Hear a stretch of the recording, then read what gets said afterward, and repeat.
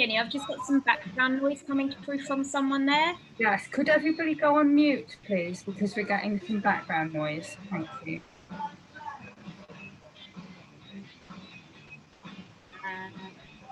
That's something we can do at our end, maybe. More brown nuts ahead of on big. Alert starting 9 a.m. You should be able to mute everybody from your end if you can.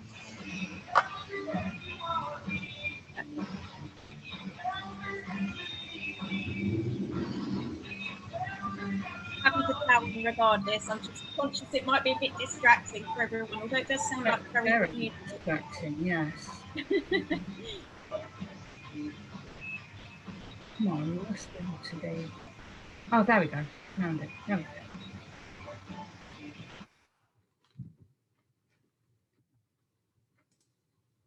Oh, wait a minute. No, that's not going to work.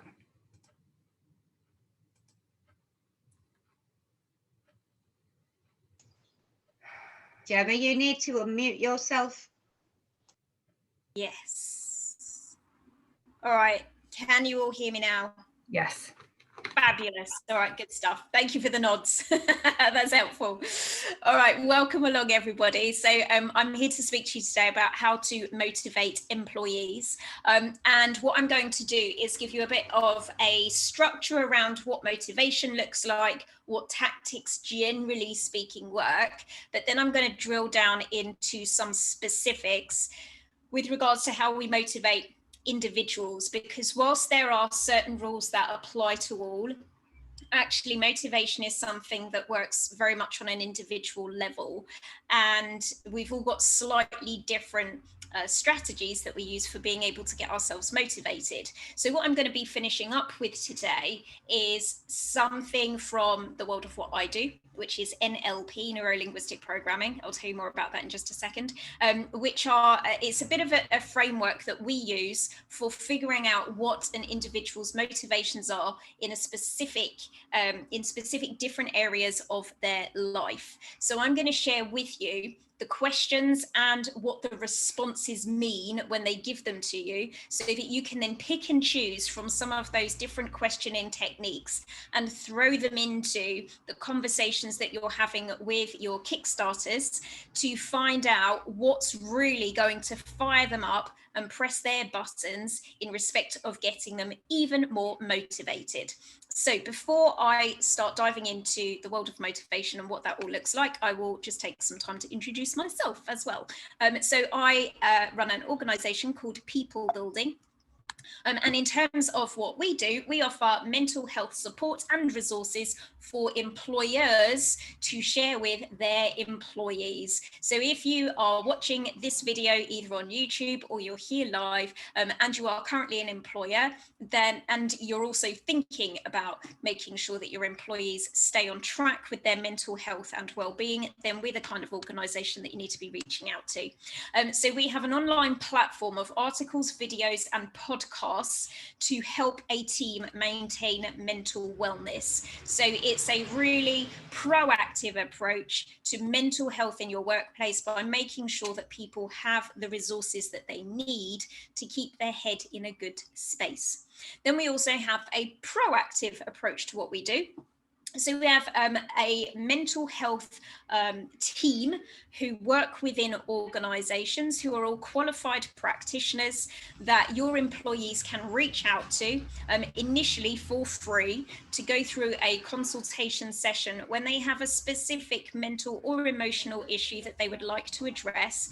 And it doesn't have to be related to being employed. As you well know, if you have an employee who has a relationship breakdown or a addiction problem, the chances are that's going to start leaking out into their work-based performance at some point in time. So in terms of the support that we provide to employees, this isn't just something that relates to their position within your organisation. They can reach out to us around any mental or emotional well-being issue that they may have. And those free consultations that we provide to organisations are unlimited for your employees. And during those consultations, we will then put together a plan that that employee can then work through in order to develop some coping strategies and some techniques that they can then apply to lots of other situations further on down the line in their lives.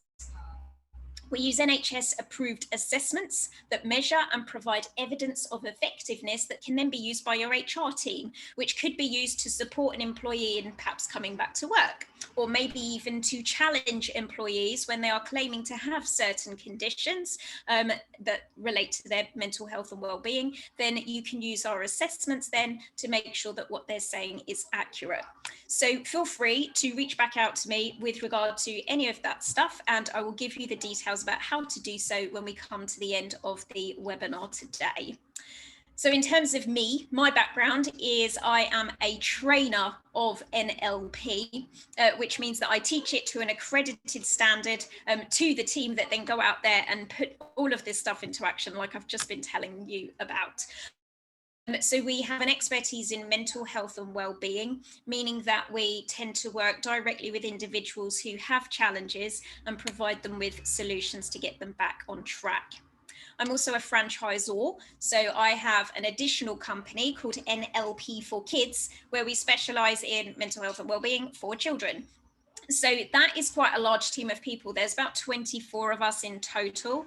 So as well as having the office team here that I oversee when they're in the office, I also have this larger team of my franchisees that I am somewhat managing alongside everything else. So I'm an entrepreneur and a content creator, and lots of the work that we provide is accessible for free for people to just be able to tap into as and when they need it. And that's provided through YouTube, different podcasting platforms, and various different books and publications as well. Most importantly, I am an employer, which is why I have some authority to be able to speak on the subject that I'm here to talk to you about today, because over the years I've been able to see, well, not just from an employer perspective, but once upon a time I was an employee as well. So I know what motivated and demotivated me in the past, as well as what's been working well for my own team members. All right, so let's take a look then at what motivation is all about, and what can really work for getting somebody motivated. So as I said, we're going to start with the sort of big picture, the general broad overview of things, and then we're going to drill down into some nitty-gritty specifics that will help us to really tailor make a bit of a plan for individual employees. So generally speaking, stuff that works well is rewards and recognition. And this really goes right back to the early days of behavioral psychology. So way back when B.F. Skinner was conducting studies on animals to see what worked for them from a rewards perspective. And even before that, there were people that were, obviously we've all heard of Pavlov and his dogs, but there's always been people that have been putting systems in place to see what works well in getting the right responses from others. So rewards and recognition, generally speaking, tend to work better than punishments and fears. So whilst we might have certain things in place from an HR perspective that really help to support us as employers to keep our employees working along the lines that we might like them to, those things are really there just as the sort of underpinning foundations. But the things that we put in front of them first in order to gain their motivation works better when it's more geared towards rewards and recognition. Now, here's the thing with this.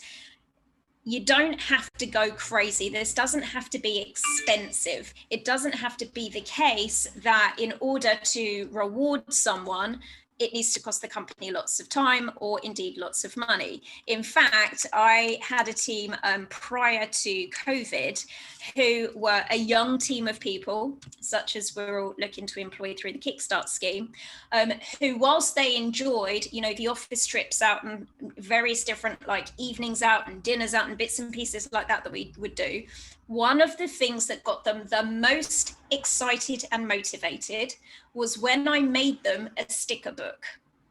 And based on their performance in terms of securing particular deals and basically making money for the company, they would earn themselves a particular color of sticker. And you would not believe how motivated I was able to get a team of people in the office just based on giving them shiny stickers. I mean, that was the key thing, maybe, is that the stickers were shiny. But they were like competitive, like I've never seen them before with each other, all because I found something that just ticked the right spot for them. Equally, they were also a team that had a bit of a thing for stationery. I could get them excited about doing something if I promised them a particular pencil set or a particular color of post-it notes. So it doesn't have to be off the scale expensive when it comes to rewards and recognition. As we'll be talking more about later, it's about finding out what really floats their boat, because what might be a sign of reward to me actually maybe isn't the same for somebody else. And whilst I'm someone that could be really rewarded by trading food with me, you know, I like food, so I'm happy to go out for dinner. For somebody else, if it's a pack of coloured post-it notes, then that's what works for them, and that's what we should roll with. All right, so the next thing on the list is development. So by this, I'm talking about their individual personal development or their skills development that not only allow them to feel like they're achieving something and that they're bettering themselves, but also gives them a sense of increasing their own individual value, because they may well be thinking about life beyond the role that they're currently in. They might even be thinking about a job that they want to do in the future.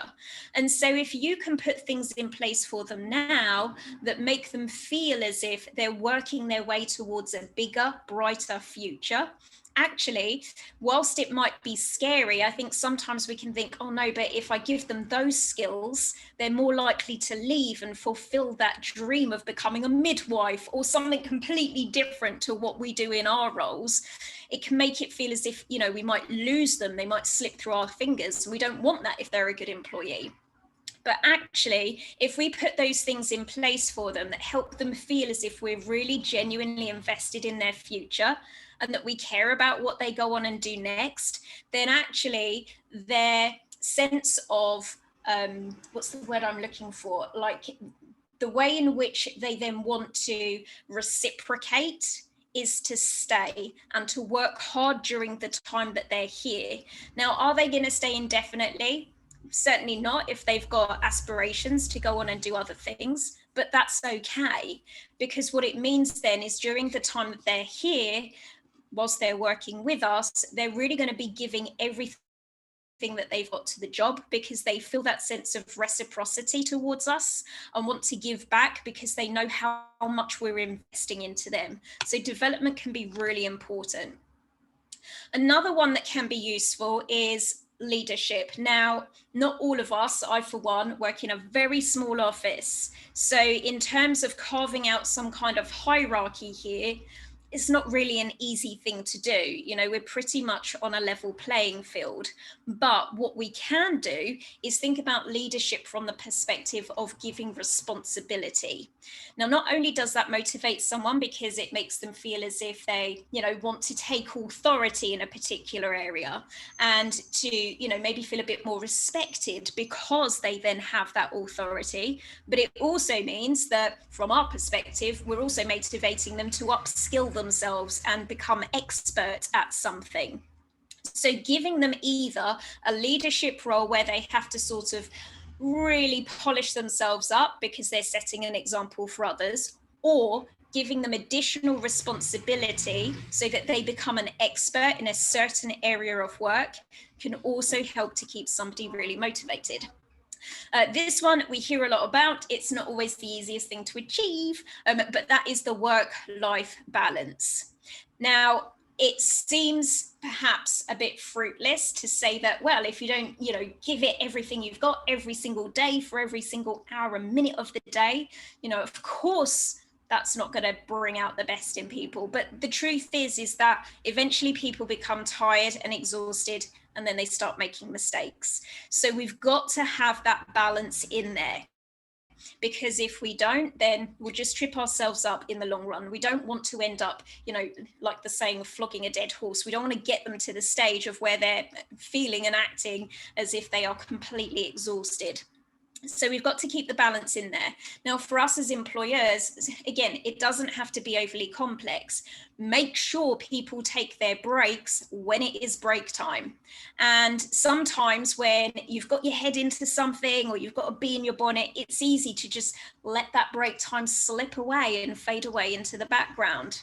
But actually, it doesn't do us or them any favors in the long run. And then when they're exhausted, guess who they're going to resent for it? Us, because they felt like they couldn't take their break time, even though we'd given them ample opportunity to do so. So we need to make sure that that's something that we police as vigorously as we might police showing up to work on time. Make sure people take their breaks. So for us, we have like a joint calendar system on all of our computers. So our computers literally make an audible ding and a message pops up on our screen to say it's break time. And you have to stop when it's break time. And then the same message pops up with an audible ding at the end of break time to let us know, okay, now it's time, we need to get back to work. But it just helps us to kind of keep ourselves on track throughout the day and not get so tangled up in the tasks that we're doing that, you know, things just slip away. We've also done things as a team in the past to address work-life balance. For example, when everyone was here in the office, we used to do yoga on a Friday morning together, and it was kind of built into our work day. So it wasn't really taking time out of anybody else's schedule.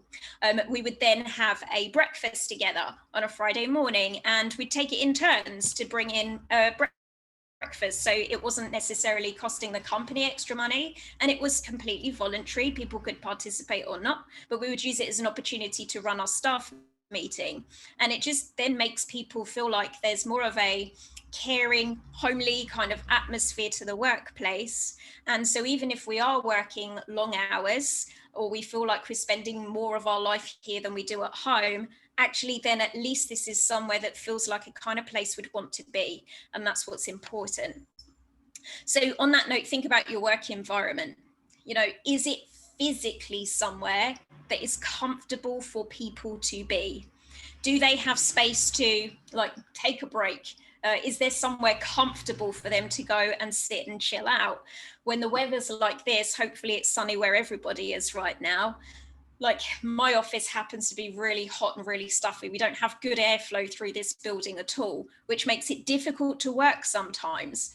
And I think the year before last, we had the hottest day on record, and it happened to be a work day. And we happen to work in the hottest office on the planet, but we've got a basement, and our basement is also fully furnished. It's got recliner chairs down there and a big screen that we sometimes use as a bit of a cinema room. So for that day, we spent the day working in the basement because it was the coolest room to be in. We were able to relocate. We're also lucky we've got a little bit of outside space out there. So when the weather is good, we put chairs and tables out there and a sun umbrella so that people can enjoy that space, certainly on their break times if they want to, without feeling like they're just kind of housed in this one particular part of the building that's a little bit stuffy and not good in the bad weather. So think about your work environment. You know, sometimes a lick of paint like really does something for a place. Once a year I bring the carpet cleaner in, and you know, it just makes it a nicer space to be. If you've got employees who are not good at keeping their desk space tidy, you know that that's going to start interfering eventually with the degree of clutter that they have in their head. So just encourage people to keep the space tidy. Again, we can use that element of responsibility here, giving them particular roles around policing these things, can all help to keep your environment nicer. Get some nice plants in, maybe you have an office pet, maybe it's just a fish tank, but anything that just kind of lightens the environment and makes it somewhere that they would like to be. And then finally, with regards to what really affects people's motivation is their personal circumstances. So we can't shy away from the fact that people have completely separate lives and incidents and things that happen when they are not at work. And whether we like it or not, those things end up tainting what happens then in the workplace. If they've got a good, happy home life, chances are we've got an employee coming in who's in a good headspace and giving it their all during the time that they're here. But when that stuff at home goes off the boil and maybe the ecology changes a little bit there, we're going to start noticing that back in our workplaces. We might even notice it in like a slight shift in their tone of voice, in their energy levels, or in the way in which they're managing their relationships with their colleagues. So we need to be on the ball in making sure that if we notice those shifts happening, that we address them and put whatever support measures are needed in place so that they can feel like they are able to cope with whatever those challenging circumstances might be that, you know, quite often we can't do anything about on their behalf, but we can certainly make sure that they've got the skills that they require to be able to cope better with those circumstances. All right, so now we know what can create motivation. Let's talk about how we keep it. So we are going to be regularly reviewing goals and progress with our employees. Seeing progress motivates people in itself. I'll just do a quick turn towards my board over there. So you can see we've got a massive whiteboard there with all sorts of different things that we track.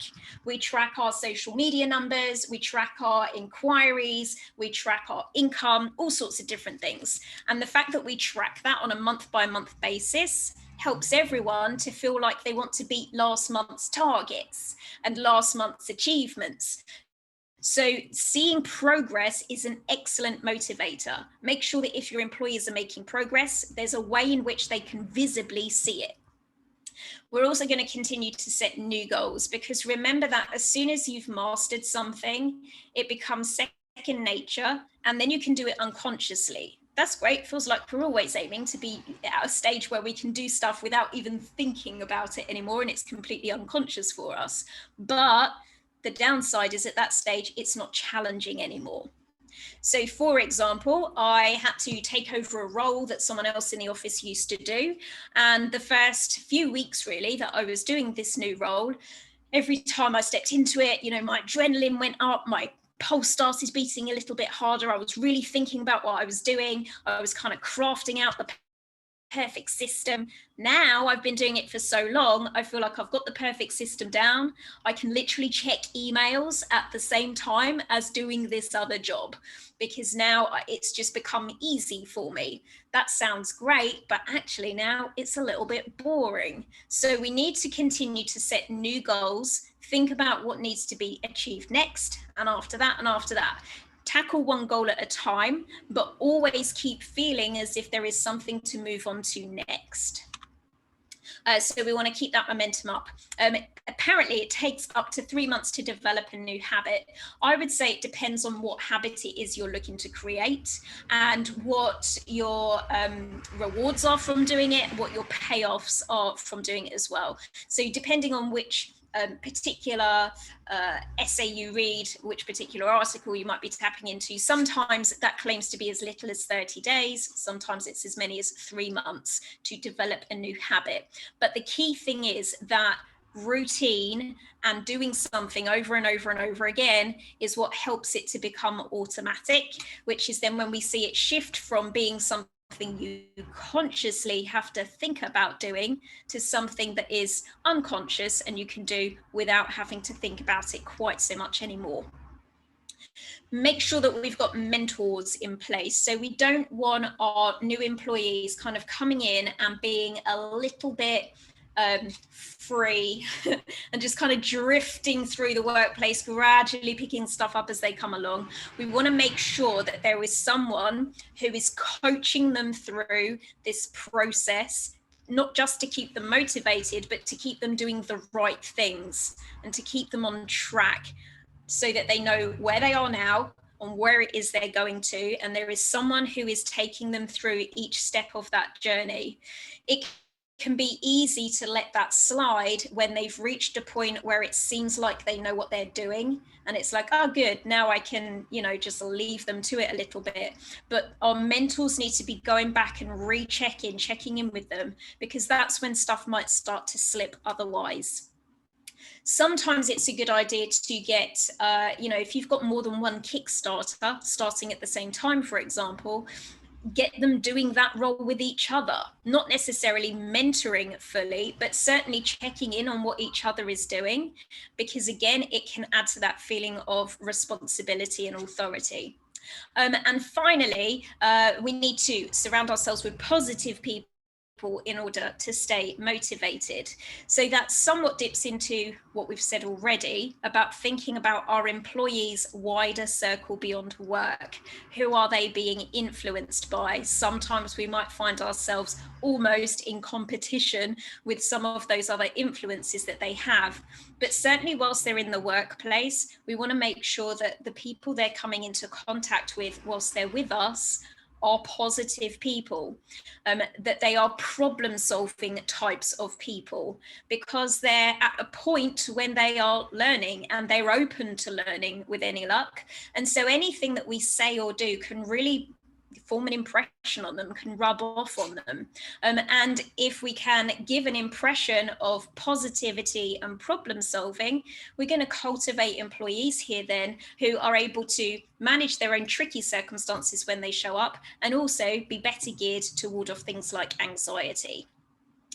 All right, so I think that is the one I've just covered. Yes, okay, so I'm going to move on to, these slides look different. The reason why they look different is because they're actually from my NLP Master Practitioner training. So I'm going to be teaching you some techniques here really that are actually part of something that we teach on an accredited NLP training. So this is good stuff. And basically, these are the questions that we ask to establish somebody's motivation in lots of different scenarios, but also how they're motivated by different sorts of things. We can't just kind of say motivation is just like one thing, because it's not. Motivation is something that is different for different people, but we might be motivated in different ways depending on the context that we're in. We might be motivated in different ways depending on who we're dealing with and what our position is in relation to that other person. So these questions are called meta programs, and they're quite special because they really dig deep into your mind on a more unconscious level. You are not necessarily consciously aware of what your meta programs are. So we have to use these questions to sort of get below the surface. There are some things, obviously, that you are consciously aware of. I could say to you, when you're at work, what sorts of jobs make you feel motivated? You're going to have some awareness of that, but you probably don't know why that really hits the right spot for you. So these questions are really good at sort of going beyond the surface and finding out a bit more detail. Now, there's quite a few of them, and not all of them are going to be relevant all of the time. So I'm going to leave it with you to pick and choose which of these questions you might want to throw in someone's direction. And I'm also going to give you the coding that you need to be able to unravel their answer and really figure out what's going on behind the scenes. So this first question is called a direction filter. And this one is probably one of my favorites. I think this one really tells us an awful lot about a person. And it also then helps us to proposition anything that we might be putting in their direction in a way that's really going to get them motivated in the future. So here's how this one works. We say to them, what do you want? For example, if I have an interview later today, so I might be saying to this person I interview, what do you want in a job? Or what's important to you about a job?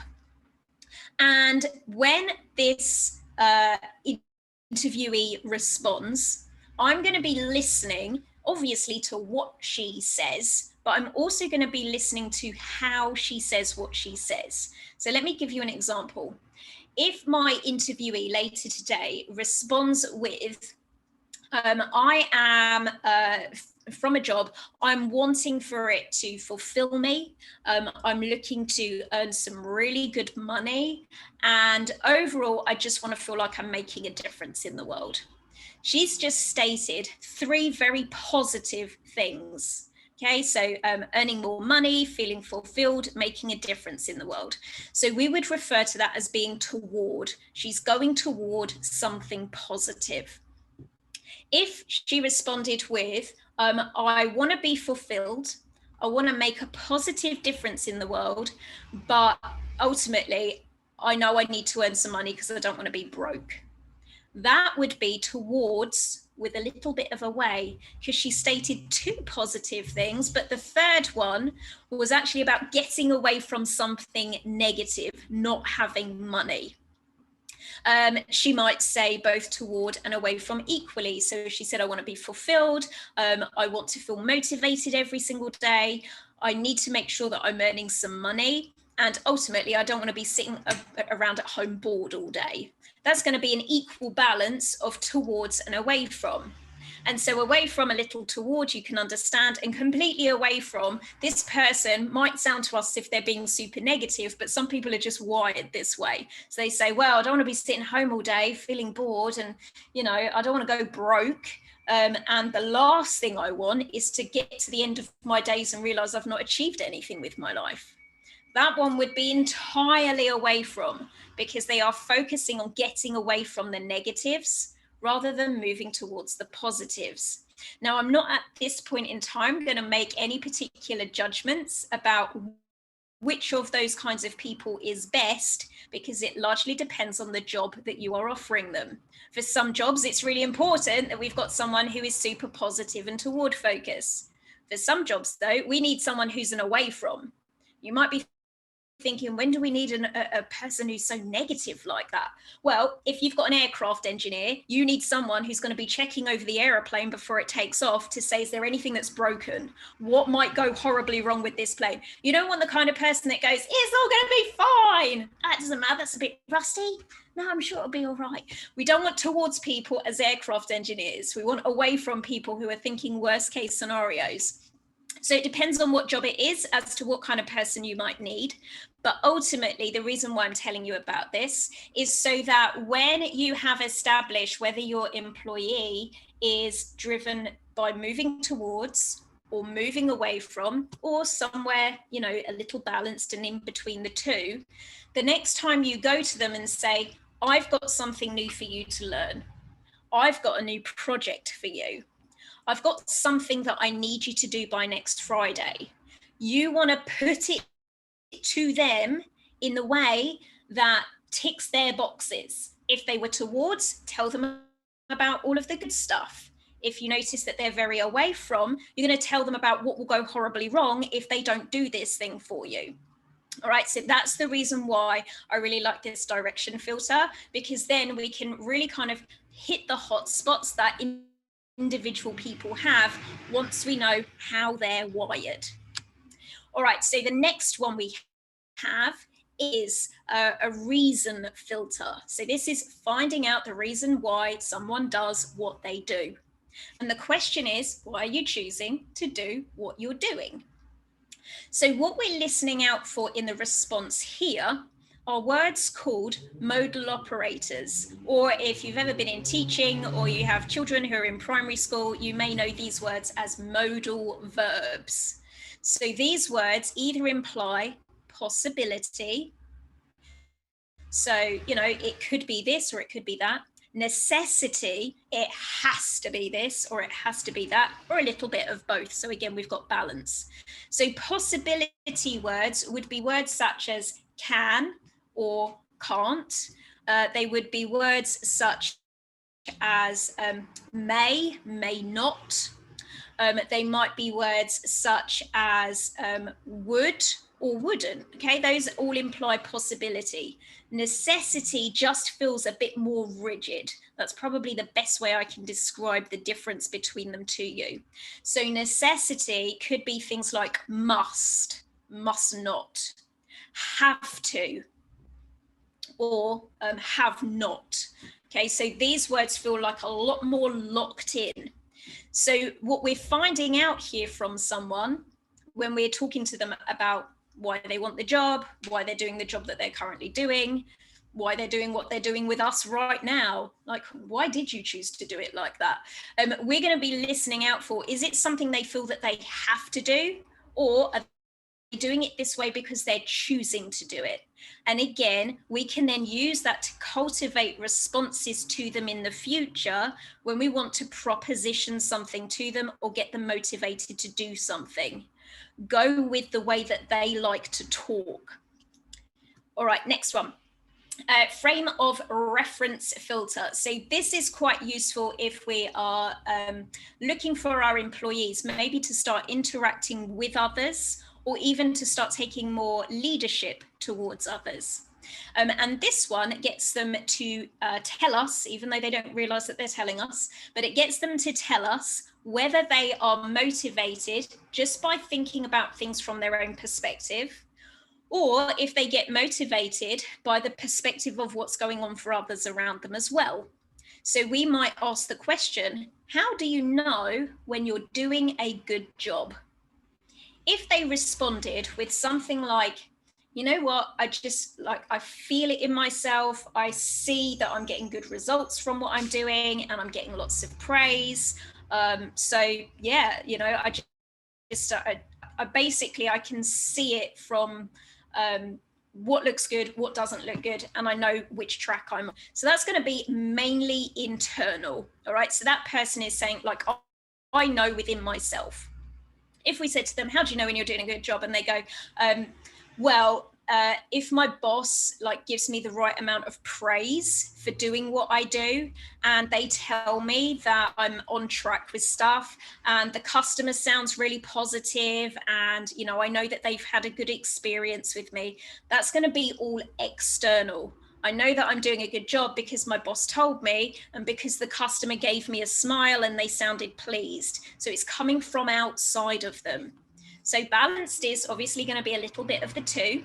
And then some people are mainly internal, so they can convince themselves maybe 75%, yeah, I'm on the right track here, but they just need someone to look over their shoulder and go, looking good, I like the look of that.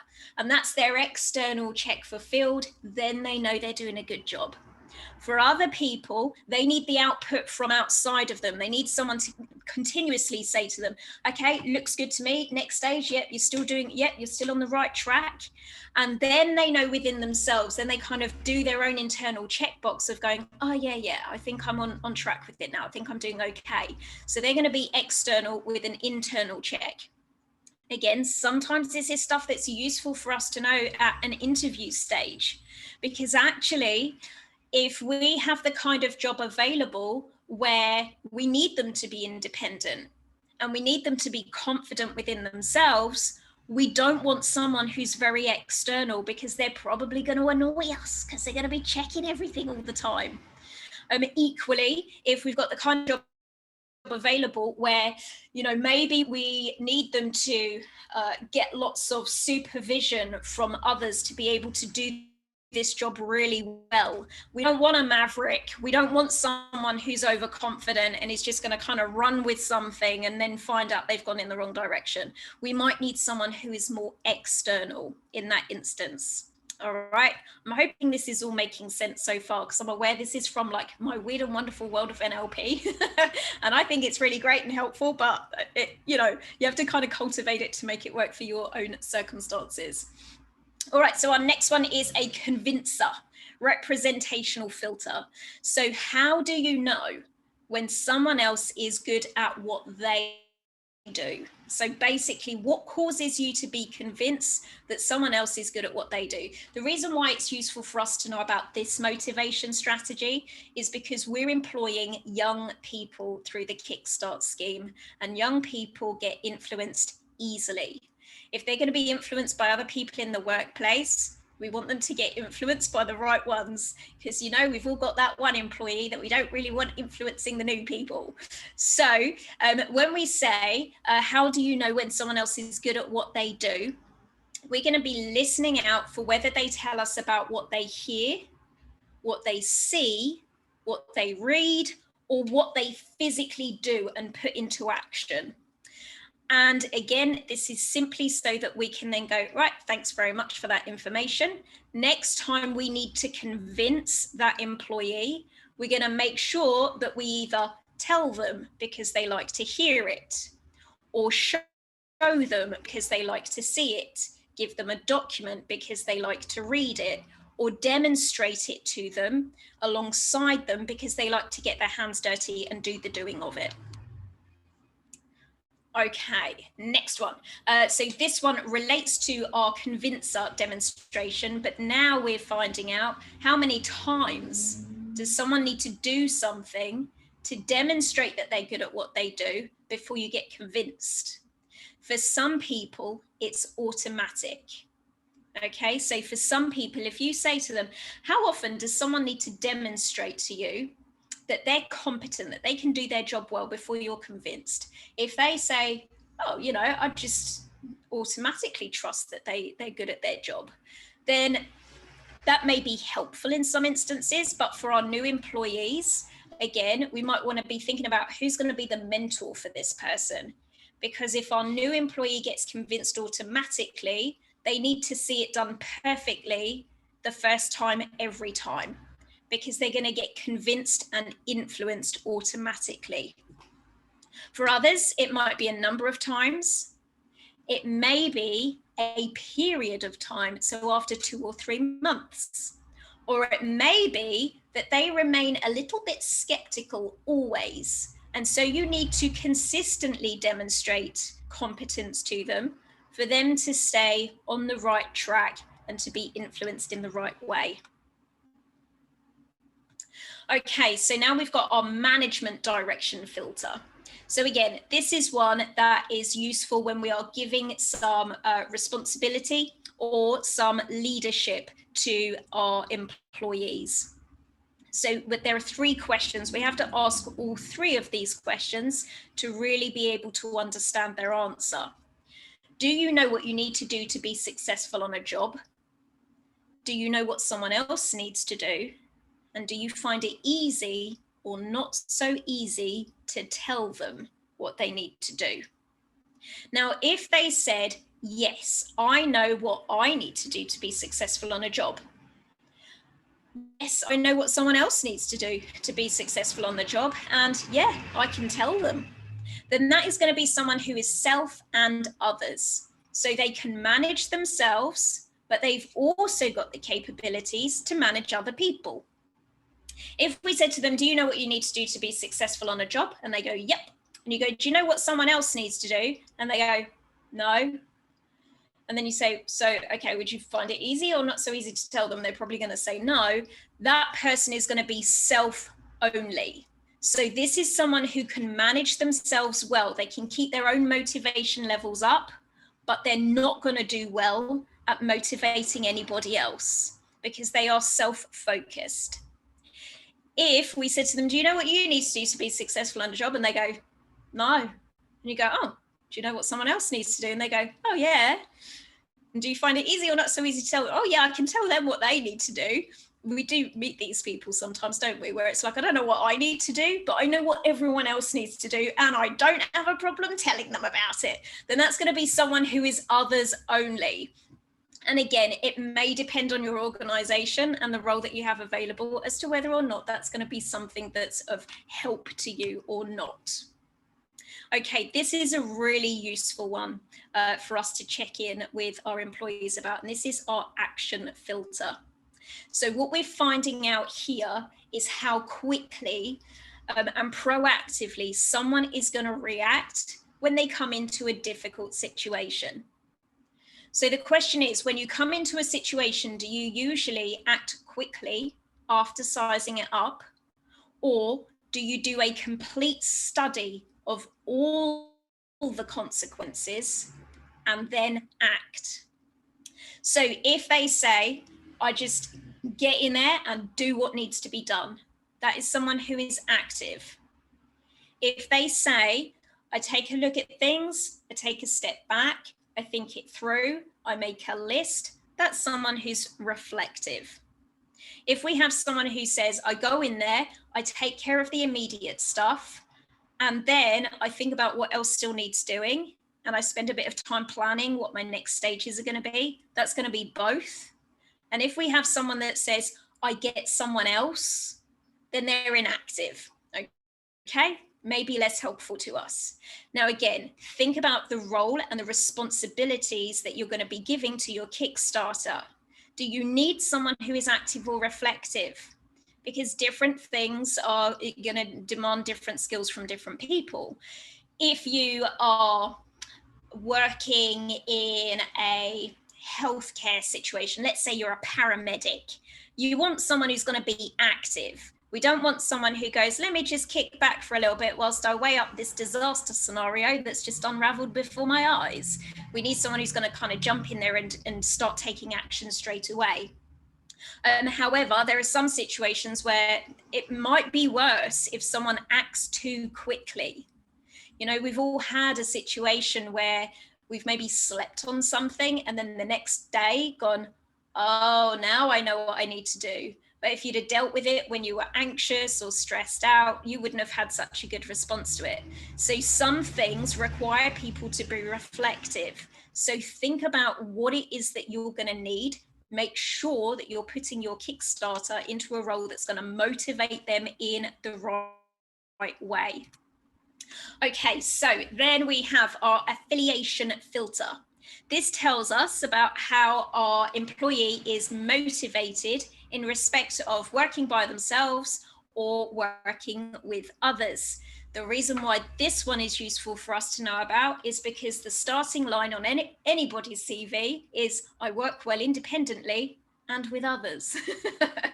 And actually, that may not be true. That's just something that everybody puts on their CV. So we're going to find out, is it accurate? Do they genuinely work well with themselves and with others? Or is there a preference one way or another? So we can ask them about a situation in which they were the happiest. If they don't have a work situation, it could be a project that they worked on in college or university.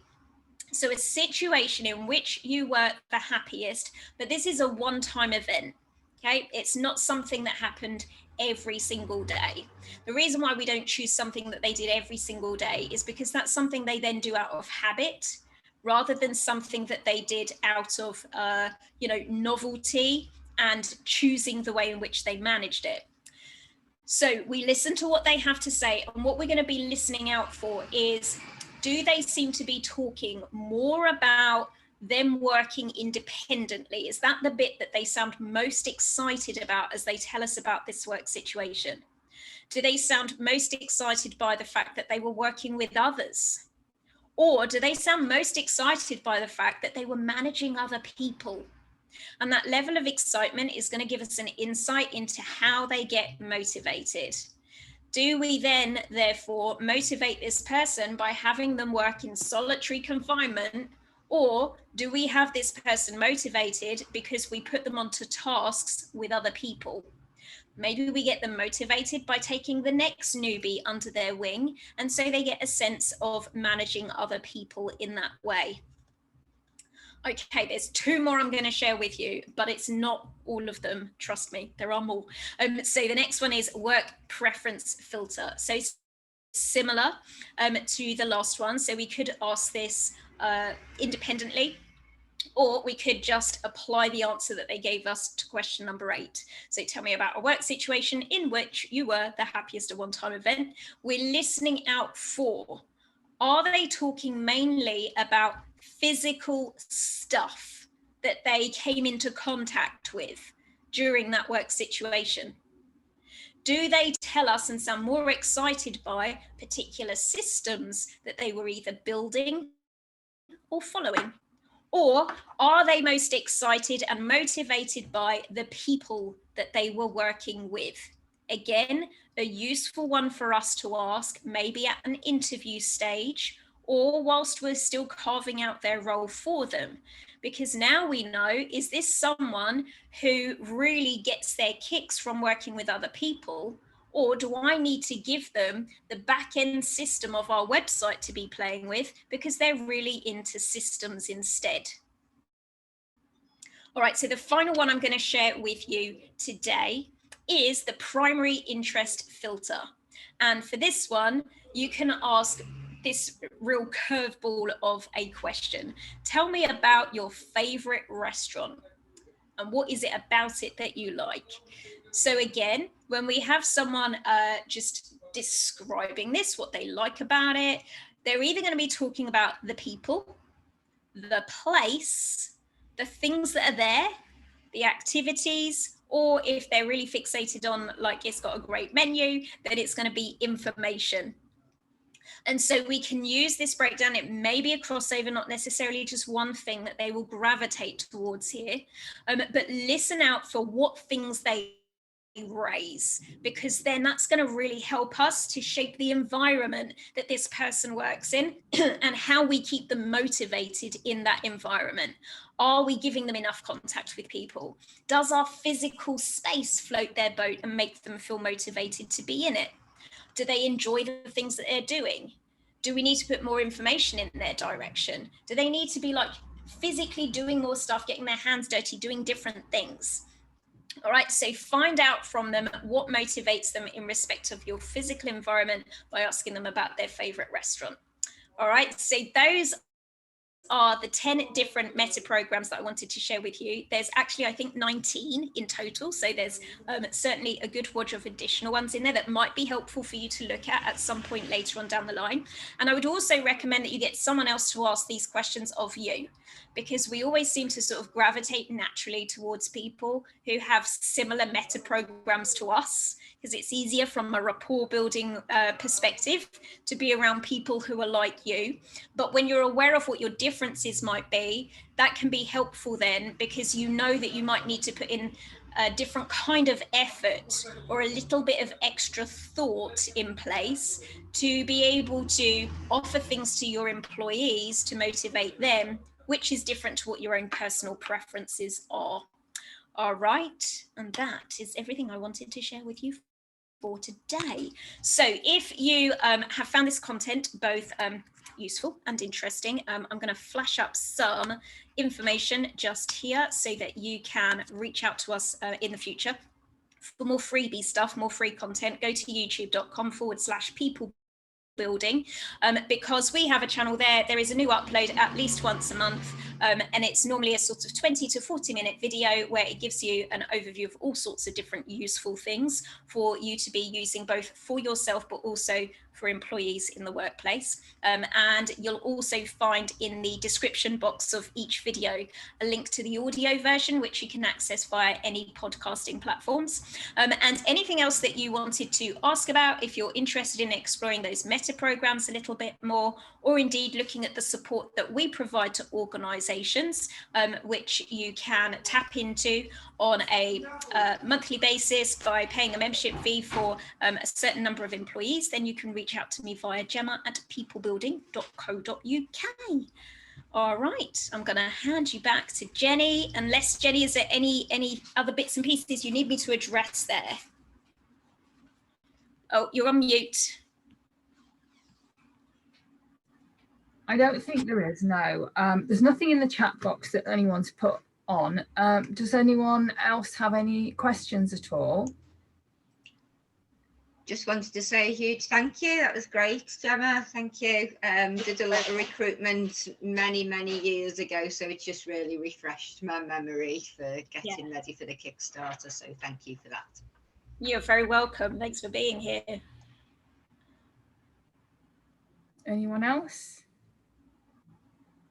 And that's it. Thank you, Gemma, so much. That was fascinating. I really enjoyed it. Yeah, jolly good. Thank you very much.